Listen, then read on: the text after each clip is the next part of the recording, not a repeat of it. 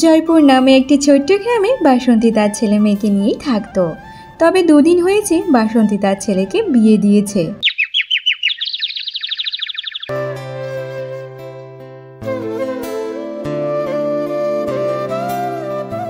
শোনো গিন্নি, আমি মাঠে গেলাম গো। আর শোনো, তুমি সাবধানে থাকবে আর আমার মা বোনের সাথে মিলেমিশে ভালোভাবে থাকবে, বুঝেছো? ঠিক আছে গো, তুমি একদম চিন্তা করো না, আমি সবার সাথে ভালোভাবে মিলেমিশে থাকবো। আর শোনো, তুমি সাবধানে যাও আর তাড়াতাড়ি বাড়িতে চলে এসো। কি আর বলবো গিন্নি, সবে আমাদের নতুন নতুন বিয়ে হয়েছে, কাজে যেতে কি আর মন চায় বলো? নতুন বউ বাড়িতে ফেলে রেখে তাও তো যেতেই হবে, না গেলে তো আর কি বলবো, খাওয়া যে জুটবে না। যাই গো আমি, আবার না হলে দেরি হয়ে যাবে।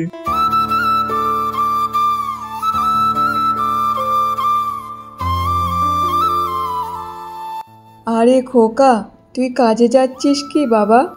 হ্যাঁ মা, মাঠেই যাচ্ছি। আর শোন পূজা, তোর বৌদি এখন ঘরে আছে, একটু বৌদির দিকে খেয়াল রাখিস। সবে মাত্র তো নতুন নতুন বিয়ে হয়ে আমাদের বাড়িতে এসেছে, আর এইসব সব কিছু তো এখন ওর কাছেই নতুন। তাই তোর বৌদি যদি কিছু প্রয়োজনীয় জিনিস লাগে, তুই একটু সাহায্য করিস, ঠিক আছে? বাবা দাদা, বউ না আস্তে আস্তে এত চিন্তা ভাবনা বউয়ের প্রতি। ঠিক আছে, তোকে অত নিয়ে ভাবতে হবে না, আমি বৌদিকে দেখে রাখবো। এখন তুই যা কাজে। তারপর রাহুল কাজে চলে যায়।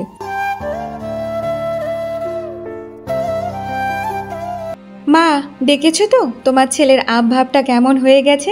দুদিন বিয়ে না হতে হতেই সে পাল্টে গেল, বউয়ের গোলাম হয়ে গেছে। বউ যেন আর কারো বাড়িতে নতুন বউ আসে না, যেন আমাদের বাড়িতে একাই এসছে। হ্যাঁ রে পূজা, সে তো দেখছি। আর এমনিতে এখনো যে অনেক দিন পড়ে আছে, এরপরে তো বইয়ের কথায় উঠবে আর বসবে তোর দাদা। আর যে কি কি দেখতে হবে তা ভগবানই জানে। দেখো মা, দাদা যতই বৌদিকে মাথায় তুলুক না কেন, আমি অত বৌদিকে পাত্তা দেব না। আর শুনে রাখো, আমাদের বাড়ির সব কাজগুলো বৌদিকে দিয়েই করাবো।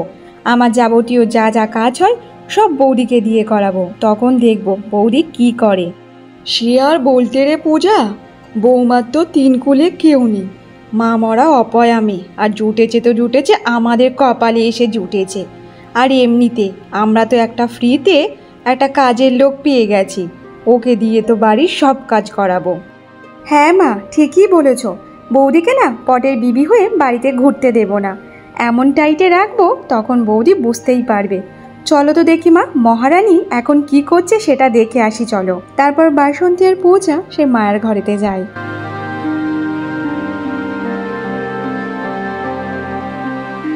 কি গো বৌমা, এমনভাবে পটের বিবি হয়ে ঘরেতে বসে থাকলে কি চলবে না কি? আর সংসারের কাজগুলো যে করতে হবে, সেগুলো কে করবে বলো তো? তুমি কি এখানে বটের বিবি হয়ে বসে থাকার জন্য এসেছো নাকি? না আমরা তোমাকে রেঁধে বেঁধে খাওয়াবো? বলো তো দেখি। মা, আপনারা এমনভাবে কেন বলছেন?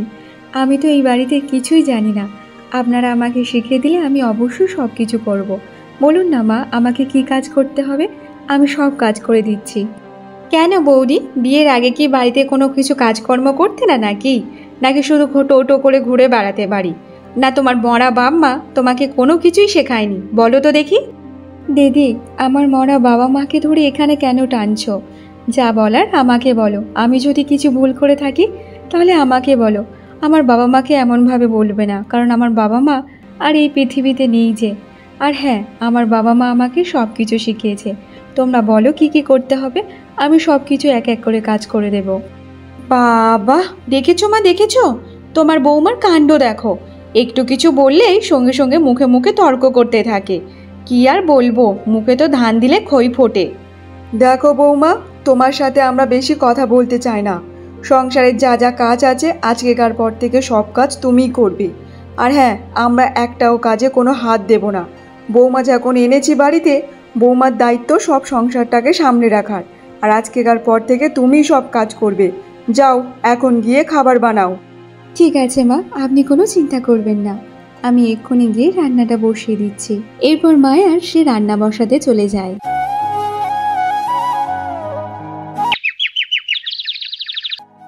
হে ঈশ্বর, আমাকে শক্তি দাও, আমি যেন আমার সংসারে সবাইকে মানিয়ে নিয়ে চলতে পারি।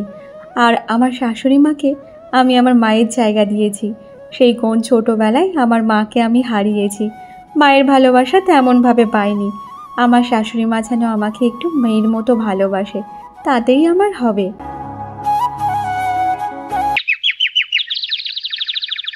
দুপুরবেলা সবাই যখন খেতে বসে, আরে গিন্নি, বাহ, তুমি তো খুব সুস্বাদু রান্না করেছো। এই প্রথমবার তোমার হাতের রান্না খাচ্ছি। বাহ বাহ বাহ, খুব সুস্বাদু রান্না হয়েছে। কেন রে দাদা, এতদিন তো মায়ের হাতে রান্না খেয়ে এসেছিস, কেন ভালো লাগেনি? আর আজকের বৌদির হাতে রান্না খেয়ে এতই প্রশংসা করতে হচ্ছে তোকে? আরে বোন, প্রত্যেক কথায় কথায় কি তোর কথা বলতে হবে নাকি? কেন মুখটা একটু বন্ধ করে রাখলে হয় না? আরে শান্ত হয়ে যাও, এত বেশি কথা বলো না। আর খাওয়ার সময় এত বেশি কথা বললে মা লক্ষ্মী রেগে যায়। চুপচাপ খেয়ে নাও। এরপর রাহুল খাওয়া দাওয়া করে সে ঘরে চলে যায়। যাই বলি আর তাই বলি, এটা তো সত্যি যে বৌদি রান্নাটা খুবই ভালো করেছে, খুব সুস্বাদু হয়েছে। একটা কাজ করি, আজকের বৌদিকে শুধু ভাত খাওয়াবো, আর যা মাছের ঝোল আছে সবগুলো আমি খেয়ে নেব। মা শোনো না, বলছিলাম যে আমি না আর একটা মাছ খাবো। কেন জানি না আজকে আমার খুব মাছ খেতে ইচ্ছা হচ্ছে। মা দাও না আর একটা মাছ, তুমি বৌদিকে বলো না যে মাছ দেওয়ার কথা একটা।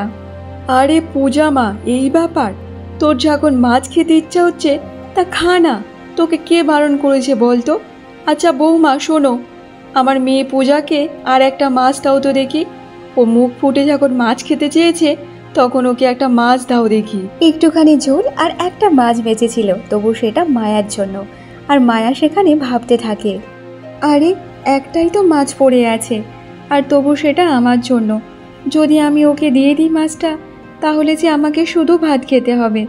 ঠিক আছে, কোনো অসুবিধা নেই, আমি নয় শুধু ভাত খেয়ে নেব।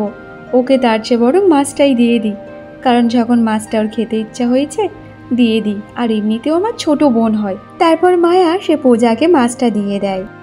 সবার শেষে মায়া সে শুধু ভাত খায়। এমনভাবে বেশ কিছুদিন কেটে যায়। পূজা আর বাসন্তী কিছু জামা কাপড় নিয়ে মায়ের কাছে যেতে থাকে।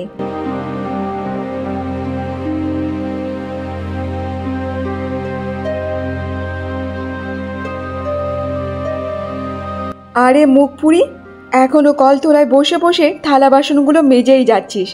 এমনভাবে হাত চালালে আজকের আর উঠতে হবে না, সারাদিন এখানেই কাটাতে হবে। তা সংসারের বাকি কাজগুলো কে করবে? তোর স্বর্গে থেকে মরা বাপ মা এসে করে দিয়ে যাবে না কি? এই জামা কাপড়গুলো যে কাচতে হবে, এগুলো কে কাচবে? এখনো পর্যন্ত কলতলায় বসে বসে সেই মেজেই যাচ্ছে, ওঠার আর নাম গন্ধ নিচ্ছে না। আরে মা, তুমি বুঝতে পারছো না বৌদি কেন এমনভাবে করছে? বৌদি এইসবগুলো ইচ্ছা করে করছে, বুঝেছো? বৌদি জানে যে এইসব থালা বাসন যদি এমনভাবে হাত চালায় তাহলে বাকি সংসারের কাজগুলো আর করতে হবে না, সেগুলো আমি আর তুমি করব। সেই ধান্দাই তো এমনভাবে কলতলায় বসে বসে বাসন মাজছে। না বোন, এইসব তুমি কি বলছো? আমি কোনো ইচ্ছা করে করছি না। আমি এক্ষুনি ঘর ঝাড়পাট দিয়েই থালা বাসনগুলো কলতলায় মাজতে এসেছি মা। আর আমি এই থালা বাসনগুলো মাজার পর ওই জামা কাপড়গুলোকে কেচে নিয়ে আসবো। দেখ বৌমা, তোর সাথে আমরা বেশি কথা বলতে চাই না। এক্ষুনি থালা বাসনগুলো মেজে জামা কাপড়গুলো তাড়াতাড়ি কেচে নিয়ে আয়। সংসারের অনেক কাজ থাকে, একটা কাজ নিয়ে পড়ে থাকলে চলবে না। তারা এমনভাবে মায়াকে কথা শুনিয়ে ওখান থেকে চলে যায়। সারা দিন রাত শুধু কাজ করে যায়, এমন কোনো দিন যায়নি যে আমি বিশ্রাম নেওয়ার মতো সময় পেয়েছি। সব সময় আমাকে দিয়ে সব কাজ করায়। সব কাজ করার পরও আমার শাশুড়ি মায়ের কোনো মন জোগাতে পারি না। আমার বড়া বাবা মাকে ধরে এখানে টেনে টেনে নিয়ে আসে। আর কি বলবো, আমার কপালটাই খারাপ। মায়া তার শাশুড়ি এবং ননদের কথা শুনে অনেক কষ্ট পেত, কিন্তু সে তাদের কোনো কথার জবাব দিত না। তারপর সে থালা বাসনগুলো মাজার পর সে জামা কাপড়গুলো কাচতে যায়।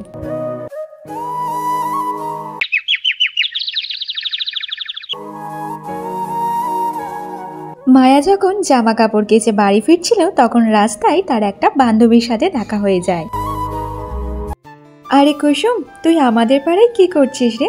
আর তোর সাথে অনেক দিন পর দেখা হয়েছে রে। আমার বিয়ের পর তো তোর সাথে একদম আর দেখাই হয়নি। তা বল কেমন আছিস? আর হঠাৎ এখানে কেন এসেছিস? আবার দেখতে পাচ্ছি তোর বিয়েও হয়ে গেছে। আরে মায়া, আমার তো এই পাড়াতেই বিয়ে হয়েছে রে। আর হ্যাঁ, বিয়ের পর যখন আমি এখানে আসলাম তোকেও তেমনভাবে আমি দেখতে পাইনি।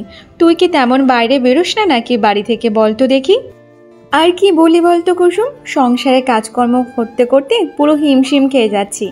বাইরে বেরিয়ে যে দুদণ্ড কারোর সাথে কথা বলবো সেই সময়টাও পাই না রে। আচ্ছা মায়া, এইসব কথা বাদ দে তো, বল বল তোর শ্বশুরবাড়ি সবাই কেমন? কি আর বলবো তোকে কুসুম, আমার কপালটাই তো খারাপ রে। আমার মা যখন মারা যায় তারপর ভেবেছিলাম যে আমার শাশুড়ি মা হবে, সে আমার মেয়ের মতো করেই ভালোবাসবে।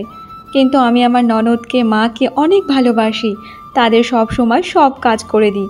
তারপরেও জানিস তো, ওরা আমার সাথে খুব খারাপ ব্যবহার করে। আমার সব কপালেরই দোষ। জানি রে মায়া, মাসি মারা যাবার পর থেকে তুই যে পুরো একা হয়ে গেছিস, ভালোবাসা তেমন কোথাও পাসনি। আর এবার যে তোর শেষ সম্বল তোর শ্বশুর বাড়ি, সবাই যদি এমনভাবে তোর ওপর অত্যাচার করে তাহলে কি হবে বলতো? না রে কুসুম, বাড়ির সবাই যে খারাপ তা না। আমার বর যে খুব ভালো রে, সে আমাকে খুব ভালোবাসে, সে আমাকে কোনো কিছু বলে না। তবে আমার শাশুড়ি মা, আমার ননদ যে আমার সাথে এমন ব্যবহার করে, এই ব্যাপারে আমি আমার বরকে একবারের জন্য বলিনি। কিন্তু মায়া, তুই কিন্তু এইসব ব্যাপার নিয়ে একবার দাদার সাথে কথা বলা উচিত। কিন্তু দাদার সাথে যদি কথা না বলিস তাহলে এদের অত্যাচার দিনকে দিন বেড়ে যাবে তো। না রে কুসুম, এইসব ব্যাপার নিয়ে আমি ওকে বলিনি, কারণ বললে এক্ষুনি ঝামেলা হবে। আর আমার ঝগড়াঝাটি একদম পছন্দ হয় না। একদিন না একদিন আমার শাশুড়ি মা তার ভুলটা নিশ্চয়ই বুঝতে পারবে। আচ্ছা শোন শোন শোন, আমি যাই রে, আবার দেরি হয়ে গেলে বাড়ি পুরো মাথায় উঠে যাবে। এই বলে মায়া সে বাড়ির দিকে রওনা দেয়।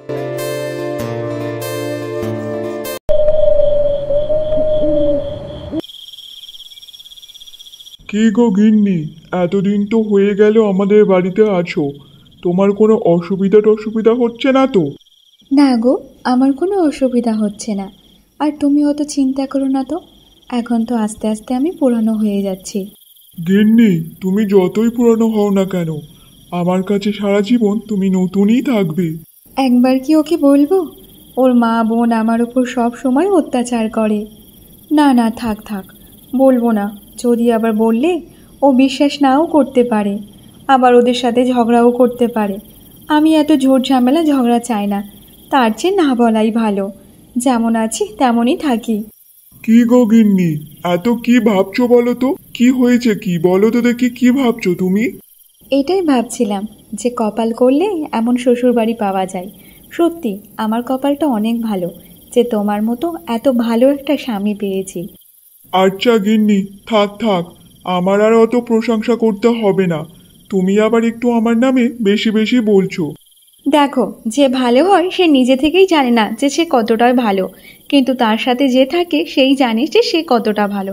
যেমন আমি তোমার সাথে সংসার করছি, তাই আমি জানি যে তুমি কতটা ভালো। বুঝেছো? শোনো গিন্নি, বিয়ের পর থেকে আমি তোমাকে কোনো কিছু কিনে দিতে পারিনি, তাই ভাবছি তোমার জন্য একটা সুন্দর দেখে শাড়ি কিনে নিয়ে আসবো। আরে না গো, শাড়ি আমার দরকার নেই। আর এমনিতে আমার অনেক শাড়ি আছে, বেকার শাড়ি নিয়ে কি হবে বলো তো? ওই টাকাটা রেখে দাও, কোনো না কোনো কাজে লেগে যাবে। বুঝেছো? দেখো গিন্নি, তোমার সুখ দুঃখের দায়িত্ব আমিই নিয়েছি, তাহলে আমি দেবো না তো কে দেবে বলো? আর শোনো, আর বেশি কথা বাড়াতে হবে না, চলো চলো এবার শুয়ে পড়ি, আবার কালকে সকাল সকাল উঠতে হবে। তারপর তারা ঘুমিয়ে পড়ে।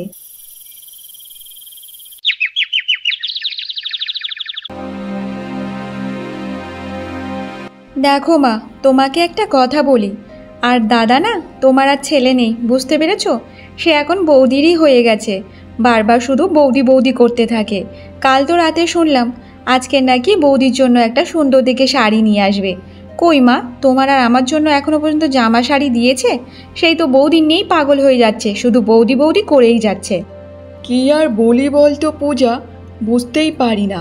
যেদিন থেকে ছেলের বিয়ে দিয়েছি সেদিনের পর থেকে শুধু বউ বউ করেই যাচ্ছে।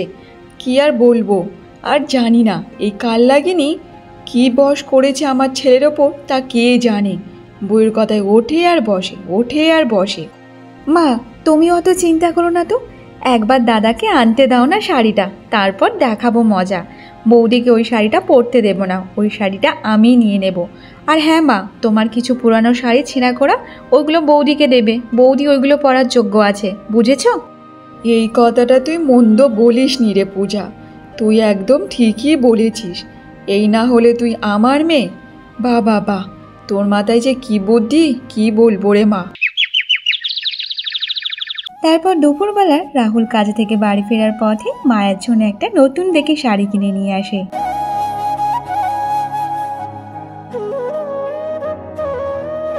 আরে ও গিন্নি, গিন্নি তাড়াতাড়ি এসো, দেখো তোমার জন্য কি নিয়ে এসেছি। রাহুলের গলার আওয়াজ শুনে মায়া বাইরে আসে, আর অন্যদিকে রাহুলের মা আর বোন বুঝতে পারে। মা, দেখেছো তোমার ছেলে ওই নিয়ে চলে এসেছে শাড়ি।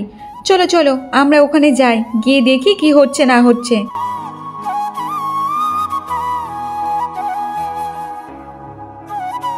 গিন্নি, এই নাও শাড়িটা, আর দেখো তো তোমার পছন্দ হয়েছে কিনা শাড়িটা।